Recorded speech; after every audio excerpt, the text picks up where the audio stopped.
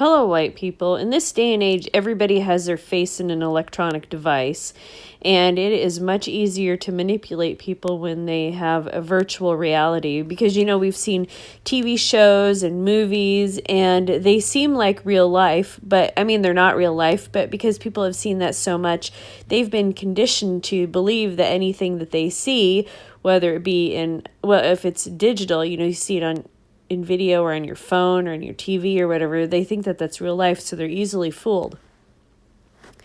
So let's talk about gaslighting a little bit here. And obviously the best way to stop people from gaslighting you is, or at least, the mainstream media and the government, is to shut off all your electronic devices and not rely on them for information.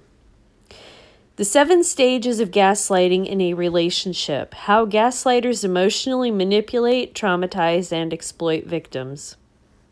If you repeat a lie often enough, it becomes accepted as the truth. Some people try to be tall by cutting off the heads of others. Gaslighting is a form of persistent manipulation and brainwashing that causes the victim to doubt her or himself and ultimately lose her or his own sense of perception, identity, and self-worth.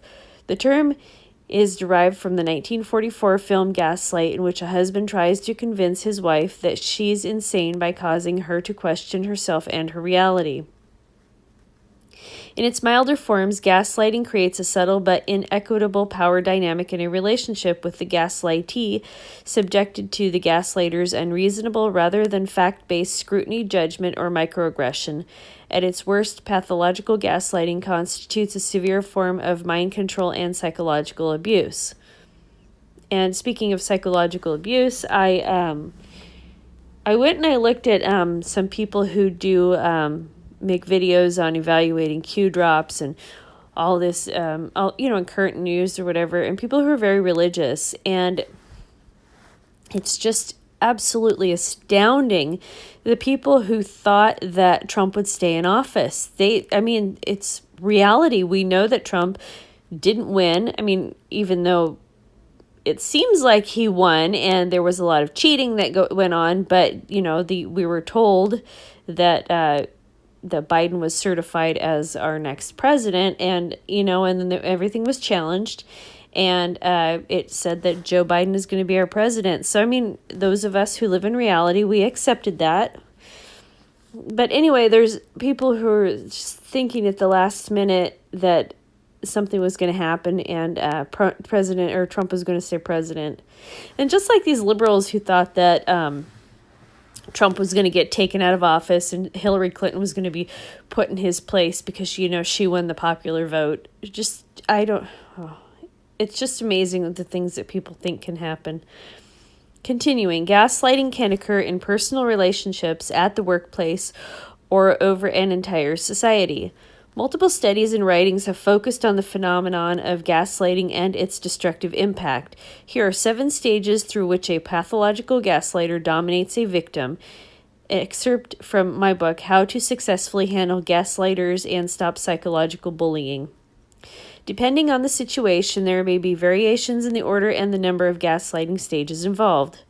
Lie and exaggerate. The gaslighter creates a negative narrative about the gaslightee.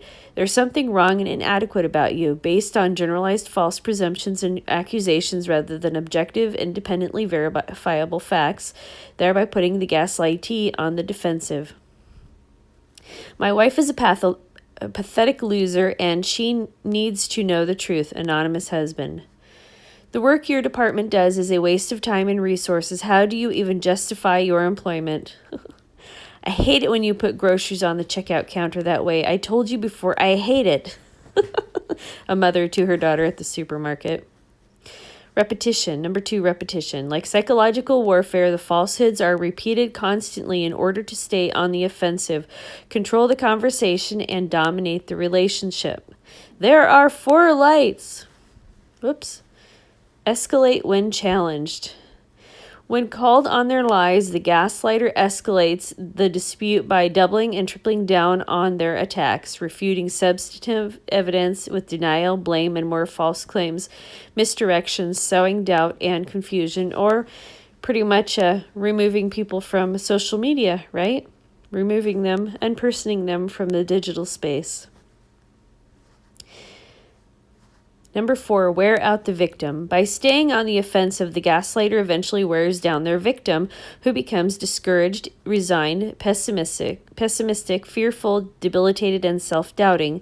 The victim begins to question her or his own perception, identity, and reality. And see, people do this to their children. This is done to children in schools as well. Children don't have the emotional maturity to defend against abuse, and a lot of young people, I would say probably the millennial generation. I don't know really any kids from Gen Y, but millennials, they're a mess. You know, you walk up to one and you start talking to them and they start freaking out. Oh my God, why are you talking to me? Number 5, form codependent relationships. The Oxford Dictionary defines codependency as excessive emotional or psychological reliance on a partner. In a gaslighting relationship, the gaslighter elicits constant insecurity and anxiety in the gaslightee, thereby pulling the gaslightee by the strings. The gaslighter has the power to grant acceptance, approval, respect, safety, and security.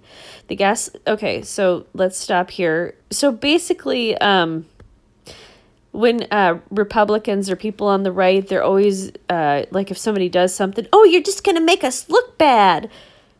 You know what I mean? Oh, that doesn't, just behave so that the left can't complain about us. Does that make any sense to you guys? It's like the left has been the abuser and the right has been the victim, and the victim is always, or the people on the right, they're always trying to pretend that they're just as virtuous as people on the left, when in reality they should have just said, fuck you, I'm doing whatever I want, I don't care what you say. Anyway.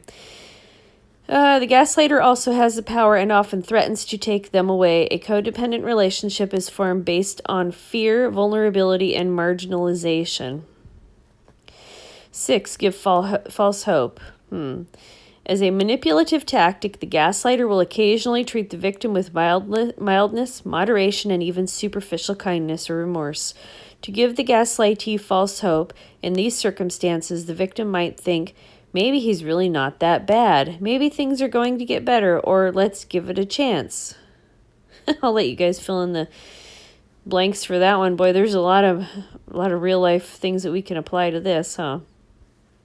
But beware, the temporary mildness is often a calculated maneuver intended to instill complacency and have the victim's guard down before the next act of gaslighting begins. We need to unite!